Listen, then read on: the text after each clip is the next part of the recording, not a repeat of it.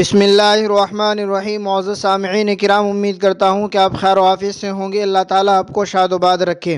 ناظرین کرام، جمعے کے دن درود شریف پڑھنے کی فضیلت، اسی کو سمجھنے کے لیے علماء دیوبند کا فتویٰ دیکھ لیتے ہیں۔ چنانچہ کسی سائل نے سوال کیا، جمعے کے دن درود شریف پڑھنا بہت افضل عمل ہے۔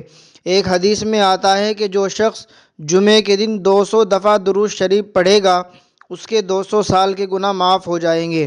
اب پوچھنا یہ ہے کہ اس زمانے میں صرف درود ابراہیمی جو نماز میں پڑھتے ہیں وہی پڑھے، یا کسی اور درود شریف سے بھی یہ فضیلت حاصل ہو جائے گی؟ نیز اگر ہم اللہم صلی علی محمد وعلی آل محمد پڑھے تو یہ فضیلت حاصل ہو جائے گی؟ تو جواب دیا گیا بسم اللہ الرحمن الرحیم۔ بلا شبہ درود شریف ایک فضیلت والا عمل ہے، اور احادیث میں اس کے بہت سے فضائل آئے ہیں۔ چنانچہ حضرت شیخ الحدیث مولانا زکریا رحمۃ اللہ علیہ نے فضائل درود شریف میں تفصیل سے احادیث ذکر کی ہیں۔ خاص طور پر جمعے کے دن درود شریف پڑھنے کے بارے میں بھی مستقل فضائل آئے ہیں۔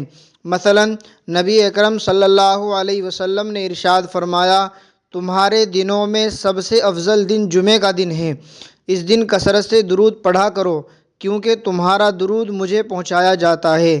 ایک اور حدیث میں ہے کہ نبی اکرم صلی اللہ علیہ وسلم نے ارشاد فرمایا، جمعے کے دن اور جمعے کی رات کثرت سے درود پڑھا کرو، جو ایسا کرے گا تو میں قیامت کے دن اس کی شفاعت کروں گا۔